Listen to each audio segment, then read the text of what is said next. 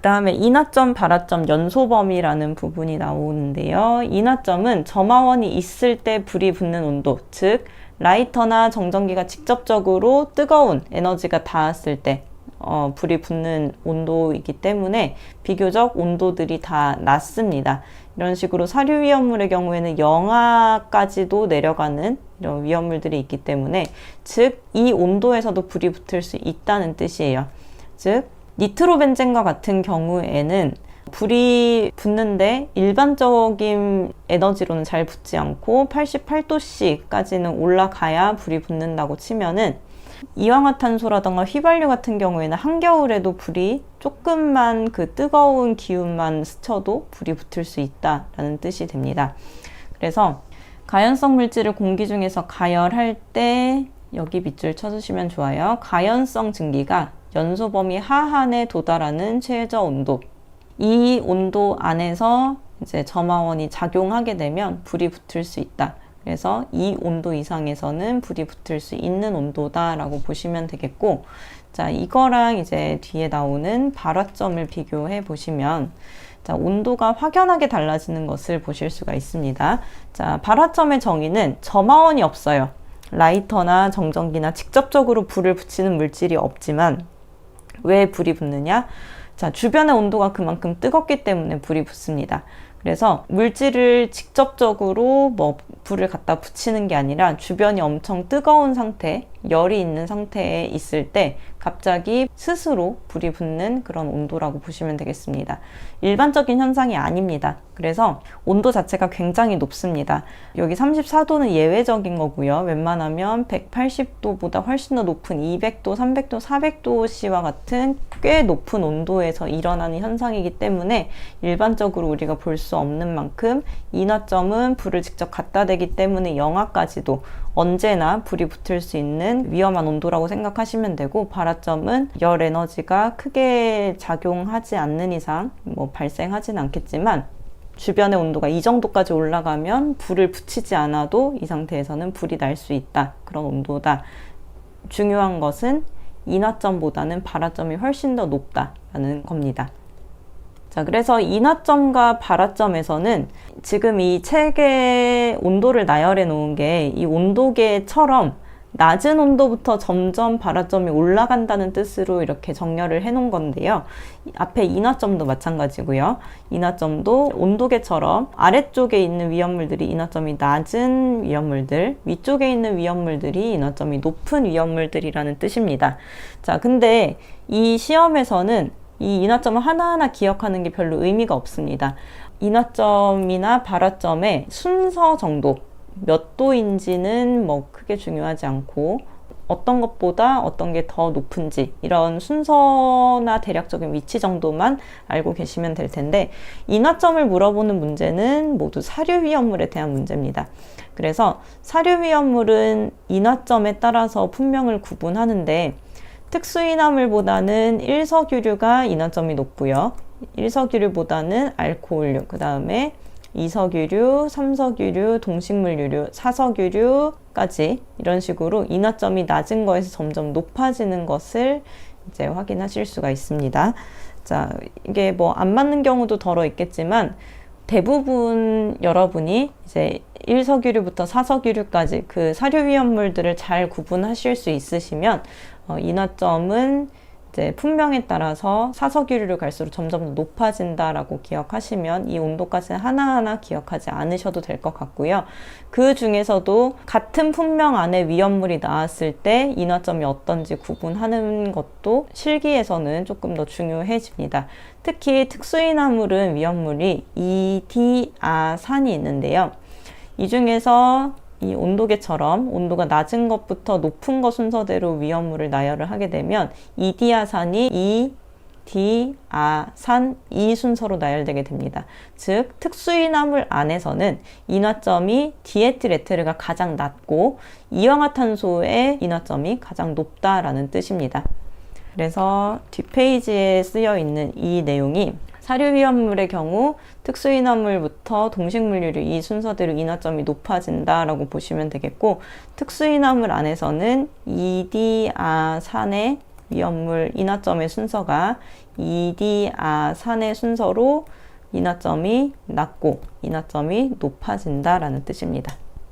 자, 그래서 다음 물질 중 발화점이 가장 낮은 것은 이런 식으로 발화점을 물어보는 경우도 있는데, 이 문제는 온도를 모른다고 했을 때도 어떻게 풀 수가 있냐면, 각각의 품명을 찾아봤을 때 이氧화탄소가 특수인화물이고 벤젠, 아세톤, 초산 메틸이 일석이류이기 때문에 내가 정확한 인하점이나 발화점은 몰라도 품명이 제일 위쪽에 있으면 인하점이나 발화점이 낮더라 라고 생각하셔서 이렇게 1번을 고르실 수 있겠습니다.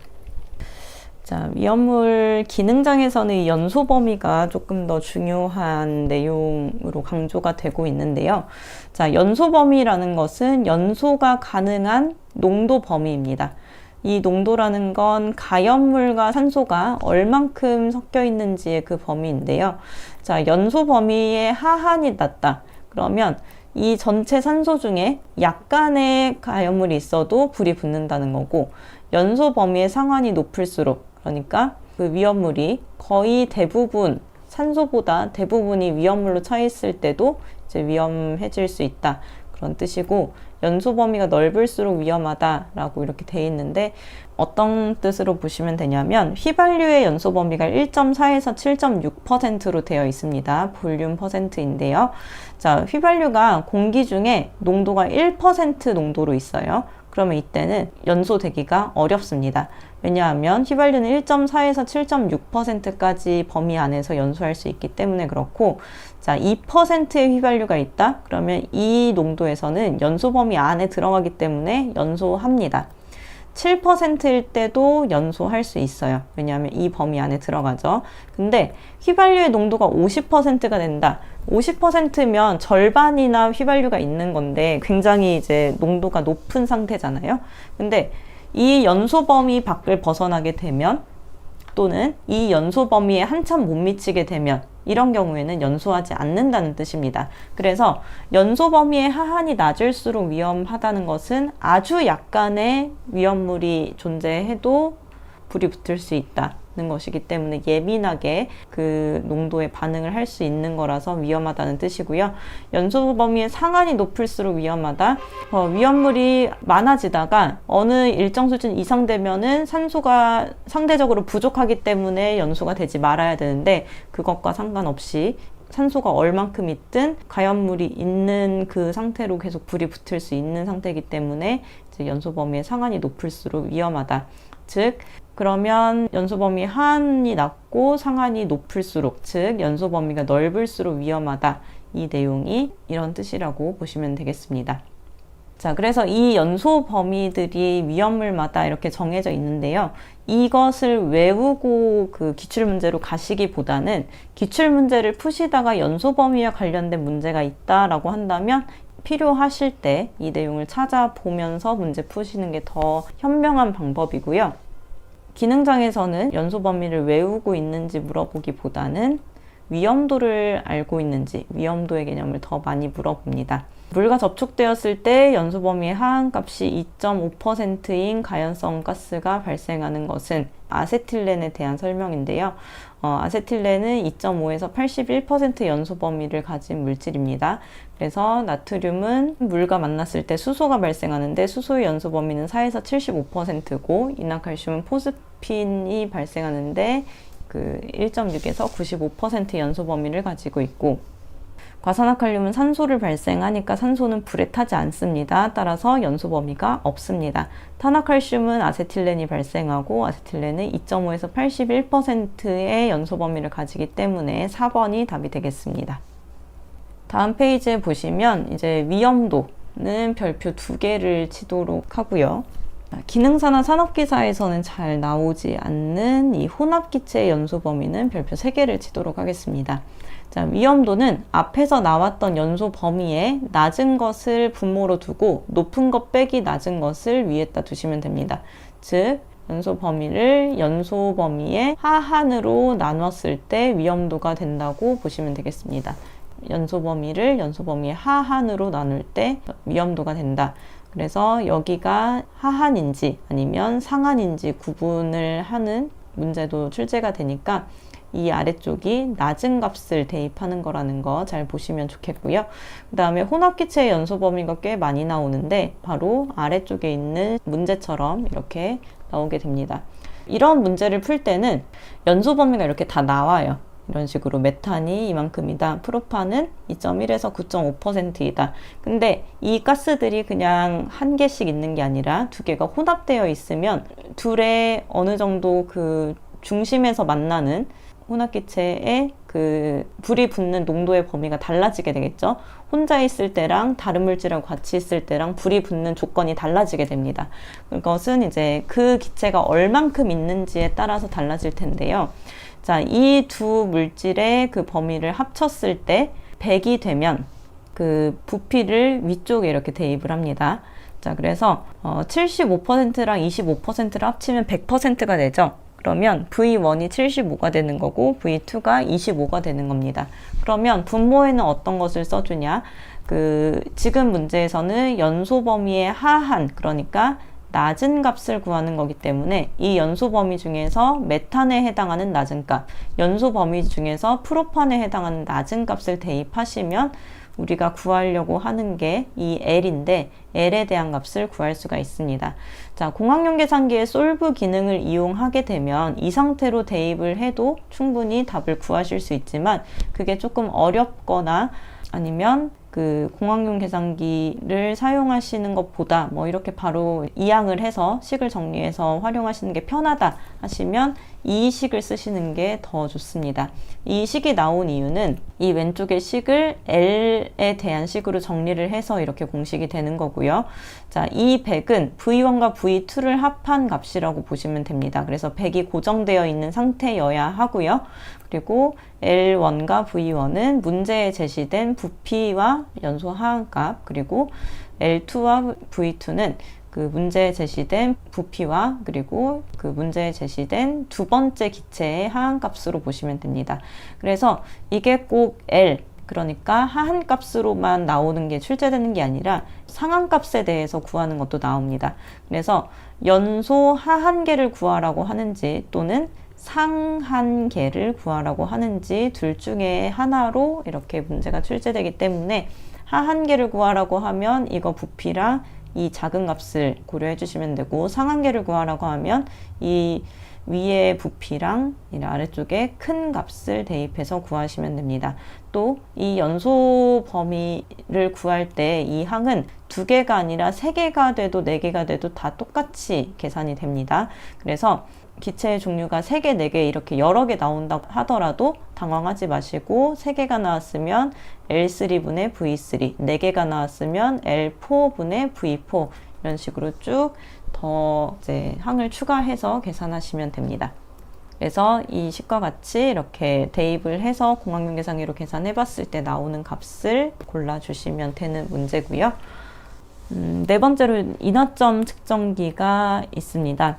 자, 인하점 측정기는 사료위험물을 이제 특수인화물부터 사석유류까지 이렇게 구분을 할 때 인하점이 몇 도인지 측정을 하게 되는데, 이 똑같은 양의 위험물을 놓고 몇 도에서 불이 붙는지 시험하는 장치입니다.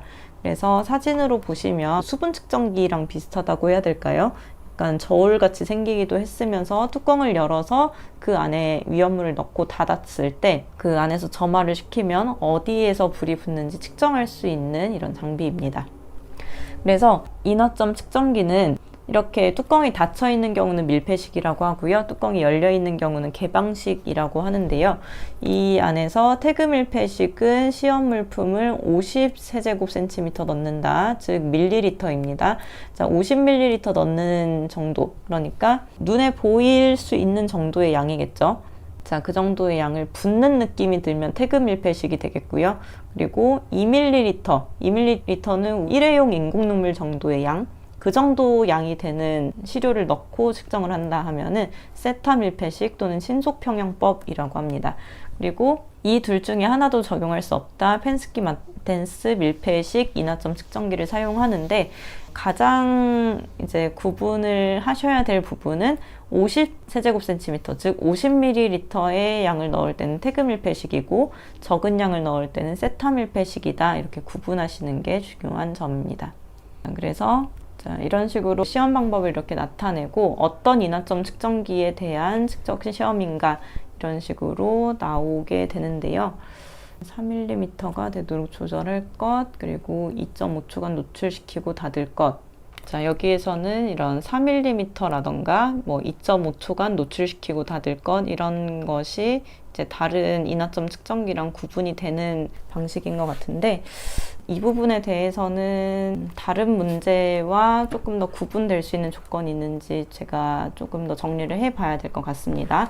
그래서 아까 말씀드린 뭐 2ml라는 지금 이 조건이 나오지는 않았지만 이 4mm랑 이 2.5초에 대한 내용도 추가를 해서 같이 정리를 해두시는 걸로 하고, 이제 다른 기출문제에서 인화점 측정기를 좀 더 정리를 하도록 하겠습니다. 자, 다음에 자연 발화입니다. 아까 발화점, 인화점 설명을 할 때 발화라는 것은 점화원이 없는 상태에서 주변의 온도가 뜨거울 때, 주변의 온도가 높을 때 불이 붙는 현상이 자연 발화에 해당합니다.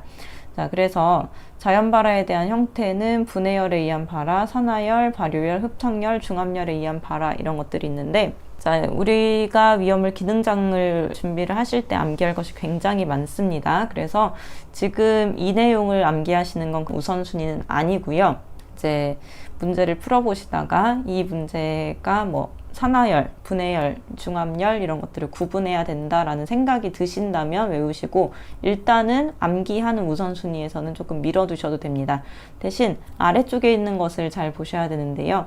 아까 정전기가 발생하지 않을 조건과 약간 비슷한, 또는 가연물이 되기 쉬운 조건과 또 비슷한 뭐 그런 조건이라고 보시면 되는데, 이것도 이해를 하시고 내용을 숙지하시는 게 중요합니다. 자, 자연 발화를 하기 위해서는 발화가 점화원이 없는 상태에서 발생하는 거기 때문에 온도가 높아야 되고요. 그리고 아까 가연물이 되기 쉬운 조건에서 표면적이 넓어야 된다고 했죠. 양파를 통으로 볶는 것보다 다져서 볶는 게 더 빨리 익는다.